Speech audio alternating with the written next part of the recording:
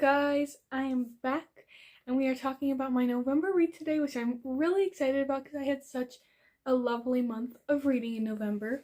But first of all, how was your guys' Thanksgiving? I hope you guys had a great, amazing time. We did our annual rewatch of The Hobbit and The Lord of the Rings, which was quite long, but 100% worth it. I love those movies. I actually made lembas bread for the movies. They definitely don't look as good, but they do taste pretty well as there were some others that looked a little better than this one. I am a little sick, so if my voice sounds a little scratchy, that is why. But yeah, I am so excited to talk about my November reads. They were really good. So I did read some more children's books throughout the month, and I'm just going to talk about them all at once. The first three being these little Frog and Toad books, which these are by Arnold Lebel. Toad and Frog, I feel, really just embody the joy of friendship and the absolute comfort and warmth you can find in a really good friendship. And they're just so sweet, and I just love them so much. But we have Frog and Toad All Year Round, Days with Frog and Toad, and Frog and Toad Are Friends. And obviously the art style is so cute as well. But yeah, these books, they're just so sweet. And I just love reading them. And I definitely want to keep my eye out to find some more of them. Then we have some Beatrix Potter books. I found them, I don't know how long ago, but we've got Appley Dapply's Nursery Rhymes. Appley Dapply's Nursery Rhymes and The Story of a Fierce Bad Rabbit. Beatrix Potter, I think she's one of my favorite historical figures. I love her artwork. Her watercolors are just so beautiful, but her stories, I don't know, they're just so simplistic, but at the same time, they just invoke that childhood wonder in you, and they're so cute. I love them so much. I do collect them in the green colors, so when I saw these ones, I knew I had to get them. Then we have a recent acquisition that I literally was so happy when I saw at my library book sale, and that's the Winnie the Pooh Storybook Treasury. Oh my gosh, by A.A. Milne. It's so beautiful. And the Winnie the Pooh treasuries are kind of expensive. I've looked at them before. So when I saw this for $1, my mind was blown and I was so excited. But Winnie the Pooh, these are sort of in the same vein as Frog and Toad, just the beauty of friendship and sort of more a simple life where you prioritize comfort and friends and relationships. And this was such a good read. I have read a couple of these, but I don't think this is all of them. I think this is the majority, however. And Winnie the Pooh, I remember watching the animated ones all the time when I was really little, and I'm so happy to have this because you could definitely just go back whenever you need a little spark of joy in your life. Just go back and reread one. But those are some more children's books that I read those were kind of dispersed throughout the month, but I just decided to talk about them all at once. And I feel as though the majority of what I read, I did read a pretty good mix of classics and fantasy. So I think we'll do classics first. Starting off, we have Jane Eyre by Charlotte Bronte. I'm so happy I read this because I read Villette by Charlotte Bronte last winter time, and now I've read her other one that I own, and I will just say, I think this one is my favorite. I love Villette, but this one just was so good. Charlotte Bronte was so gifted at writing these deeply complex characters that you were able to relate to on different levels. And I just loved Jane Eyre. She was such a resilient character, and she was so silently strong, but I loved when she could be so passionate about certain emotions. And this book definitely made me feel so many different emotions. I was on Jane's side the whole time. I was hating some other characters. I was on the edge of my seat. This book was a work of art. It's so extraordinary. I just devoured this. It was so good. But the plot, we are following Jane Eyre. Both of her parents died when she was very little, so she lived with her uncle, but then her uncle ended up passing away, so she now lives with the uncle's wife, her aunt.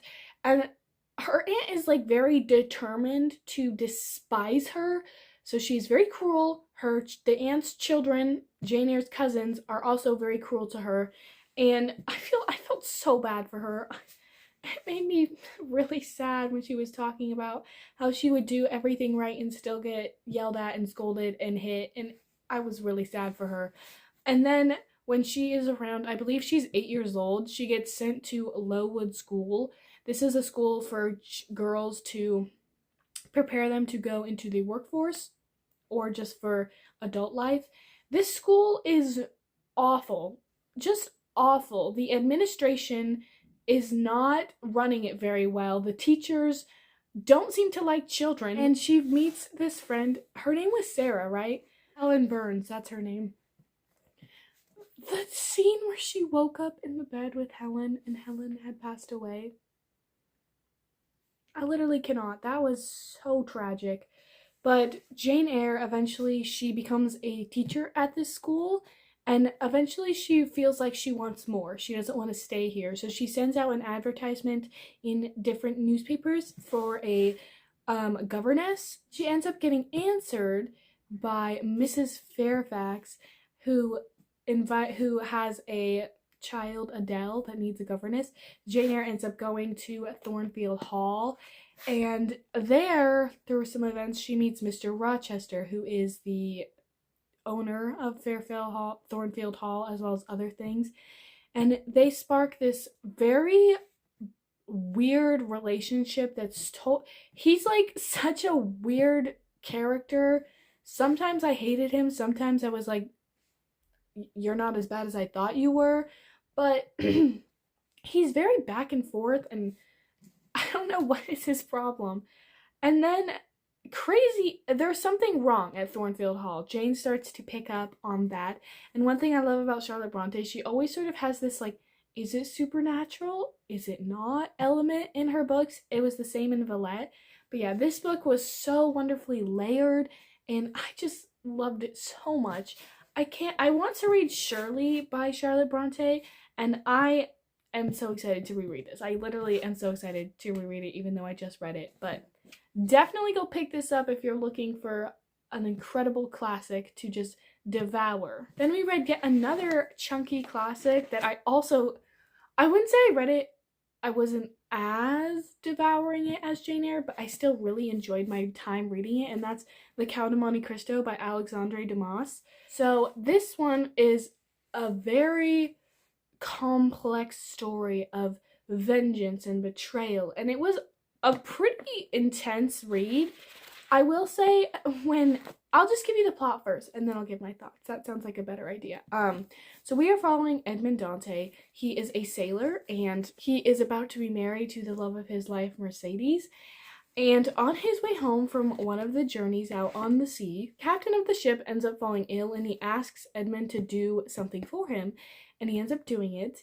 That ends up biting him back quite severely, because there are certain people who are jealous of him. One person is jealous because he is about to be made captain over this vessel. Another is jealous because he is marrying Mercedes.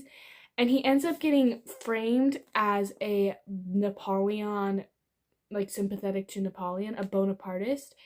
And he ends up getting sentenced to prison. Well, not really even sentencing, because the man he wasn't a lawyer, he was more like he would review the case and give out a sentence.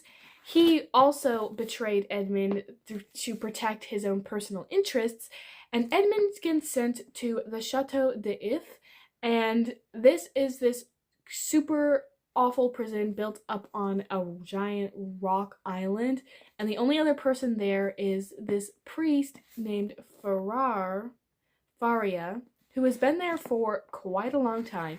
And Edmond and him end up spending 14 years in this awful, isolated, damp, stinky prison. And Faria ends up dying, but before he dies, he tells Edmond that his last employer left in his will that Faria was to inherit this treasure that is buried on the Isle of Monte Cristo.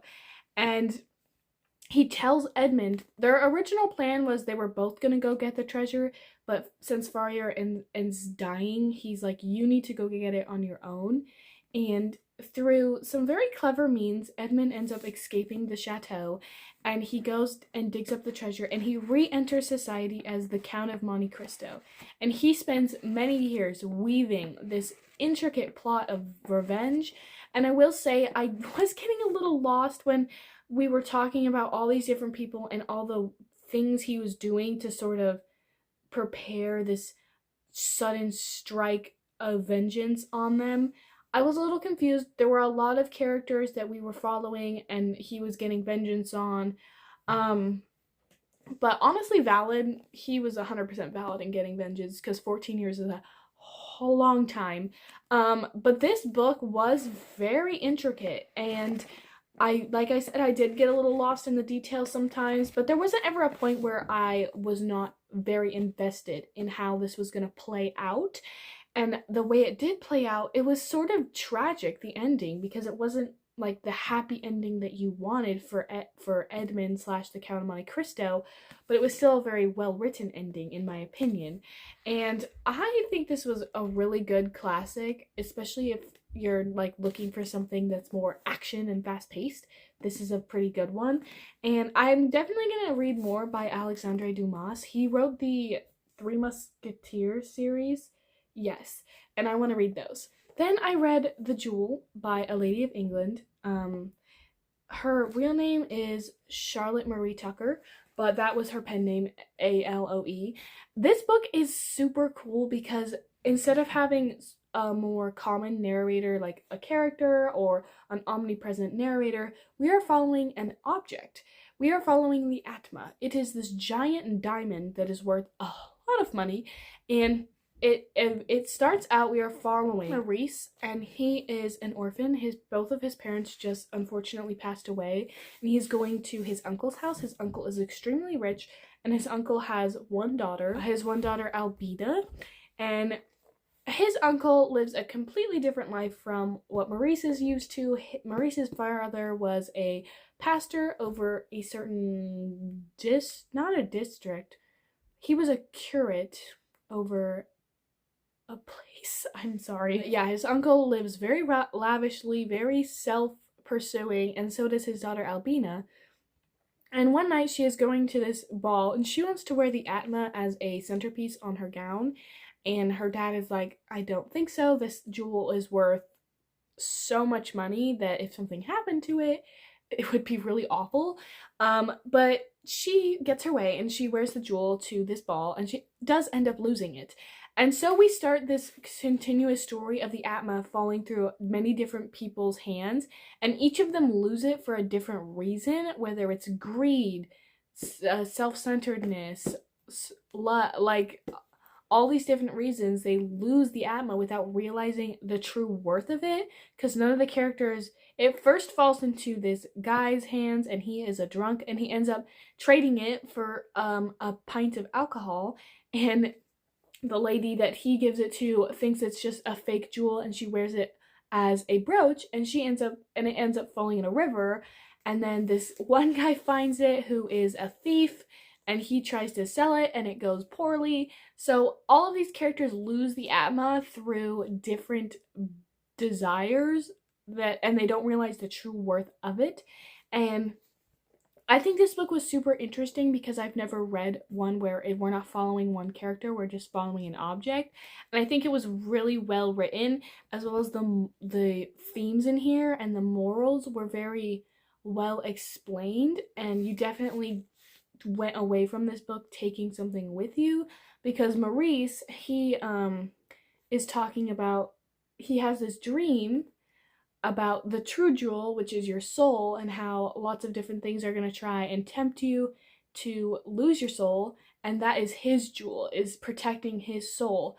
And I think this book was very interesting, and it wasn't at all, it was very fast paced, and I definitely think it was a fun one. Then the last books I read this month were some fantasy. First, we have Eldest by Christopher Paolini. This is the second book in the Inheritance cycle by him, which is this high fantasy dragon-centered series. And the reason I really like this series is you can really just get lost in this world.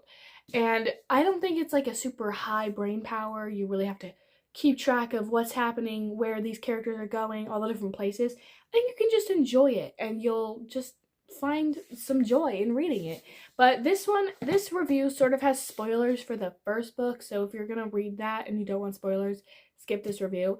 But we are following Aragon and Saphira as they are sort of navigating their new role as dragon rider, and the politics were definitely amped up in this book because there's the Valrin, and those are more the humans, there's the dwarves, and then there's the elves, and they're all sort of trying to claim allegiance from Aragon and Saphira, and they end up going to Do Weldenvarden, which is the elf kingdom, to train as a dragon rider. And plot twist, apparently there is another dragon rider, but he's pretty old and gonna die soon. So he's like, Aragon, we have got to go fast because you have to learn all of this in a very short amount of time. As well as, one thing I did love is we got Aragon's cousin's point of view, Roran. His was very intense. Sometimes when we were switching between the two, I was like, get back to Roran, get back to Roran. But this was a very intense novel, and I did like the politics. There were a lot of moving characters. The battle at the end, I will say the plot twist wasn't super plot twisty. I sort of kind of guessed it, but I still did get enjoyment out of this book, and I am excited to see where the series is gonna go, because obviously we're gonna have a crazy climax at some point. But yeah, this was a fun one, and that's about it. The last books I read were the two books that are currently out in the Nordic Wars series by Morgan L. Bus. I love her writing, and these books were so good. So the first one, we are following Brigid. She, her mother passed away in childbirth, and her father didn't want her. So the midwife who helped birth her, El Salba, ends up taking her under her wing as a daughter. And they travel all over the wastelands, and eventually they decide to head out to Ragnborg, which is sort of the capital of Nordica. And it is not what they expected. They are clanless, and there are 5 clans, and being clanless is a huge disadvantage, especially in this city. So they are not treated well, and Elsalva ends up passing away, which is an extreme blow to Brigid. And Brigid doesn't really know what to do after that, but she sort of starts to discover she has this uncanny ability about fighting. Like when she starts fighting, this red haze takes over, and she's able to fight really well, even though she's never been formally taught. And so she ends up joining for a little bit an Eljon, which is like a clanless clan, kind of. But one day, trials are held for the clanless to be able to enter into the army because they are going to war against the South. Nordica is going to war against the South. The South has been encroaching on their land, stealing their food. So now they're going to war. And the clanless, if they prove themselves in these fights, they can enter the army and be elevated in society. So Brigid thinks this is a good opportunity, so she goes to try, and she does extraordinarily well, and she ends up getting received into the army. But one thing that she did not expect is there are these 3 mysterious allies of the Nordic armies, and they have very alarming abilities, and one of them makes all of the soldiers in the Nordic armies swear an oath, and this oath sort of takes away all of her emotions, so she cannot feel guilt or sorrow at this war and this fighting that is going on. And then on the flip side, we are following Hayden, or Kaeden, and he is an Eldarian, and they have special abilities, but he has not been able to access his abilities since his parents died in a very brutal and tragic way, and he ends up going south to be a healer for the war. And he hates humanity basically because of how his parents died, and so he is sort of trying to heal from that and to learn how to use his Eldarian abilities for good.